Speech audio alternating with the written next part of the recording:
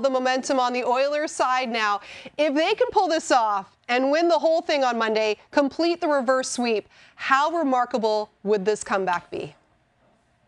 Well, it would be historical, really, and just even getting it to a Game 7. You have to think that the last time that's happened, down 3-0 in the Stanley Cup final, is almost 80 years ago in 1945, right? We all know the Leafs did it and won the Cup in 1942.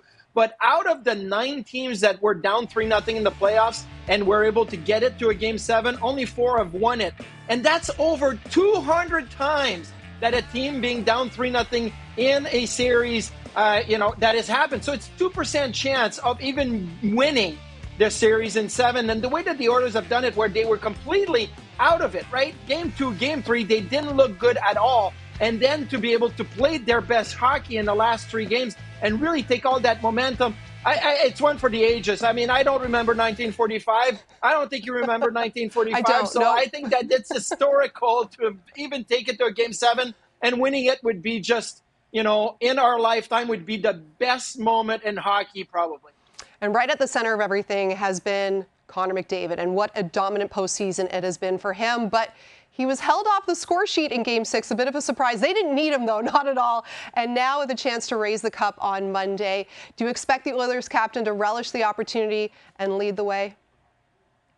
Absolutely, and I think he's going to take it to another level. Most people are going to say, wait a minute, how can Connor McDavid take it to another level? Well, you know what? The best in the world always do it. You think of Mario Lemieux, 1987 Canada Cup, right? He knows it's a face-up in the defensive zone. I got to do something up the ice with Wayne. He puts it in the back of the net. That's over. Sidney Crosby, golden goal in 2010 at the Olympics, right? He didn't have a great tournament, but he knows in that moment, I've got to elevate the game and win it. Or Marie-Philippe Poulin, everything that she's done in the clinching games, like those are top players in their respective, moments. And Connor McDavid, I think, is going to look at this as his moment and really put the stamp on the game. I think it's going to be one where he elevates even more than what he's been before.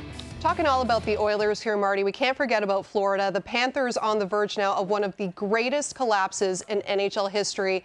Do you think they'll be able to handle all the pressure, turn things back around their way, and take care of business on home ice?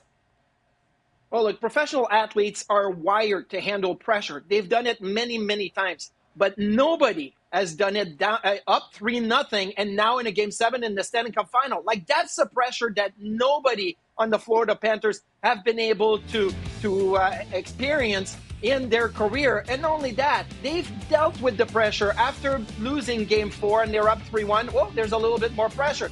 Got to win Game 5 at home. It didn't happen. Well, there's pressure. Got to win Game 6 on the road. It didn't happen. So the top guys with the Florida Panthers have not responded to moderate to elevate pressure in Game 5 and 6. I don't see how they can raise up and play well in that amount of pressure in Game 7. Look, I'm sure they're going to play their best and give everything they've got.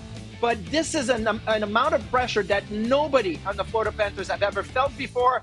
I don't expect them to roll over and say, here, you go Edmonton, you win the cup. But it's going to be a big challenge, especially being at home for Game 7 for Florida.